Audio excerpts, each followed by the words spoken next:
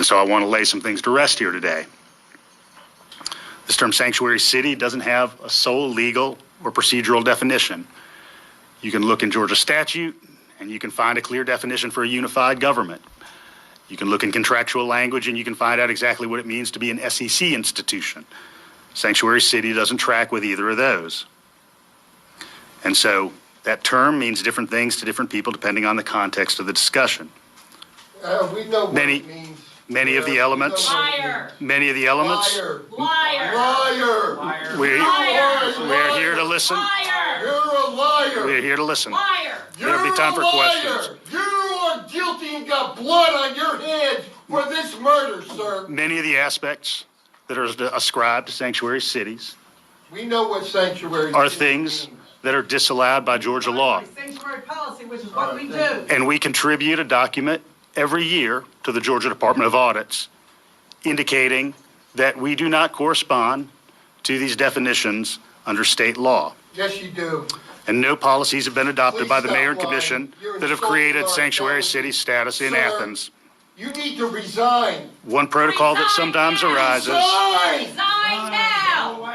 Resign. You allowed this protocol. to happen, sir. Yeah, it turns out people don't like it when you adopt sanctuary policies in drag. Like you had this mayor defending some of the worst impulses of local governments to put their own citizens at risk, and he got an earful from some of those very citizens.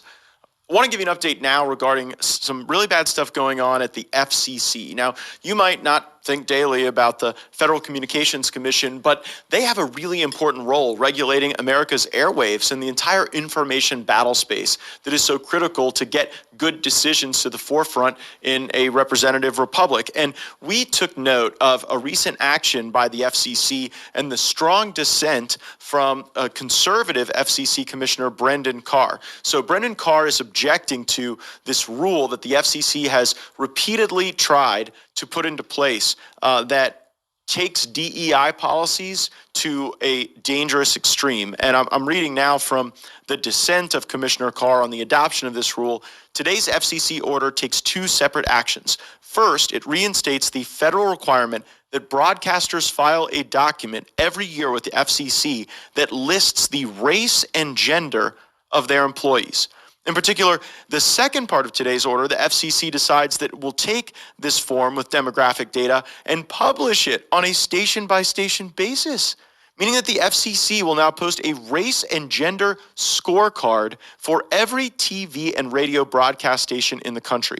In doing so, the FCC caves to the demands of activist groups that have worked for years across different industries to persuade the federal government to obtain the most important to obtain this data and publish it. This type of data about individual businesses truly does not belong on the internet. And it's there as a precursor to the Chinese social credit score. They want to give the corporate social credit score to every TV broadcast station and every radio broadcast station and make them list the race and gender of their employees.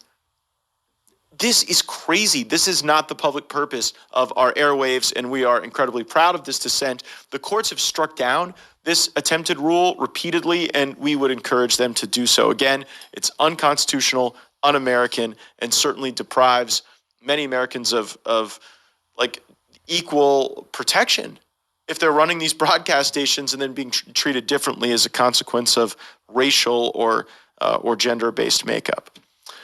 The Vice President of the United States